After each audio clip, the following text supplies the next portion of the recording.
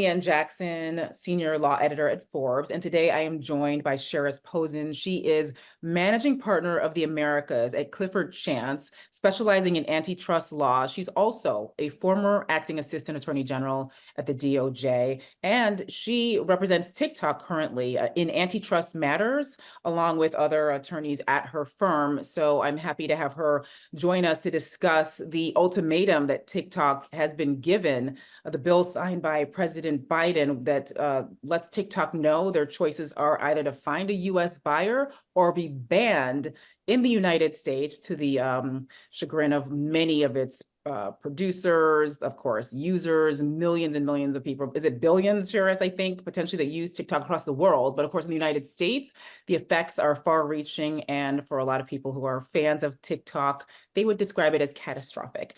Can you talk a little bit about how this could play out, what TikTok's options are now? Well, thank you so much, Leanne, and pleasure to be here. Interestingly, the idea that someone could buy TikTok and not have antitrust issues is sort of first and foremost on my mind as an antitrust practitioner. Who can actually buy TikTok and carry it forward? That would be a U.S. company.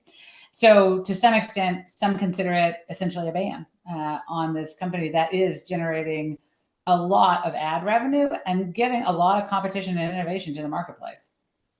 Yeah, there's so many people who say that TikTok is one of the means that they, at least a lot of the producers that are against this ban, say that this is a way of making money. A lot of people are social media influencers. That's a whole category of profession these days, and TikTok is integral to that.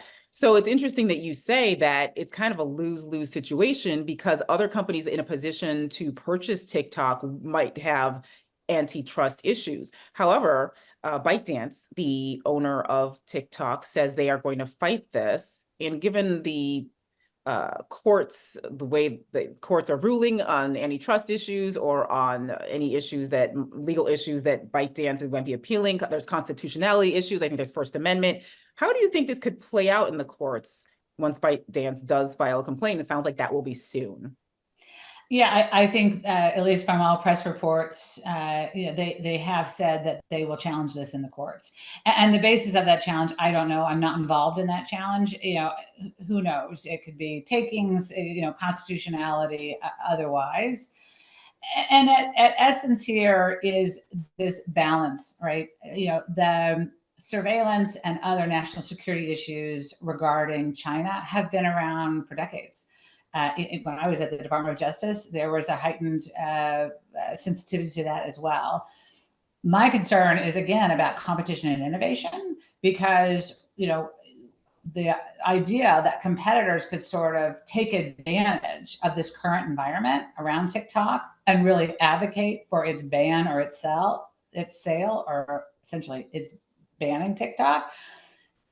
As you said, millions of dollars of advertising revenue, which are now being diverted to huge competitors that are being challenged as monopolists in the courts by the U.S. antitrust agencies today. And also this industry, you see DIY, people making a lot, their income by operating on TikTok. And so that will all be gone. That's a lot of, revenue and, I guess people's, wherewithal. It's their income, how they live.